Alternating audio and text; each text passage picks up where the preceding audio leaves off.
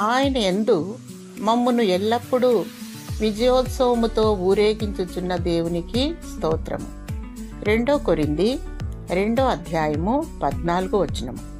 ఓటమిలాగా కనిపించిన పరిస్థితుల్లో దేవుడు ఘన విజయాలనిస్తాడు.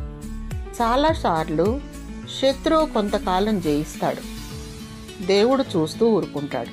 కానీ మధ్యలో కలిగించుకొని శత్రు ప్రయత్నాలన్నింటినీ వమ్ము చేస్తాడు. ఆ తరువాత మనకి దొరికే ఘన విజయం అంతకుముందు శత్రువుది పైచేయిగా ఉండకపోయినట్లయితే అంత ఘనంగా కనిపించేది కాదు. 3 యూదా యువకుల్ని మండుతున్న అగ్నిగుండంలోకి పడవేసిన కథ మనందరికీ తెలుసు కదా.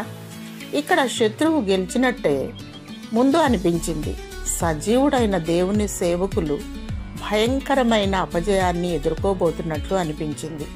మనకి కూడా ఎన్నో పరిస్థితుల్లో మనం ఓడిపోయినట్లు, శత్రువు గెలిచినట్లు అనిపిస్తుంది. ఆ యూదులను మంటల్లోకి విసిరేసిన పగవాళ్ళు ఆనందంగా తొంగి చూస్తున్నారు, ఆ యువకులు అగ్నికి ఆహుతైపోతారని. అయితే వాళ్ళు అగ్నిగుండంలో హాయిగా పచార్లు చేస్తూ ఉండటం చూసి నివ్వెరపోయారు. నెబుకద్నెజరు వాళ్లను అగ్ని నుండి బయటకు రమ్మని పిలిచాడు.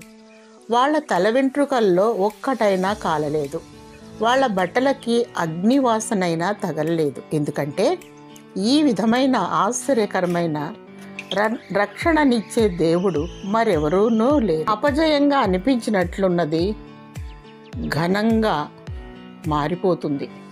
ప్రియబిడ్డ, అపజయంలో ఉన్నాను అనుకుంటున్నావా?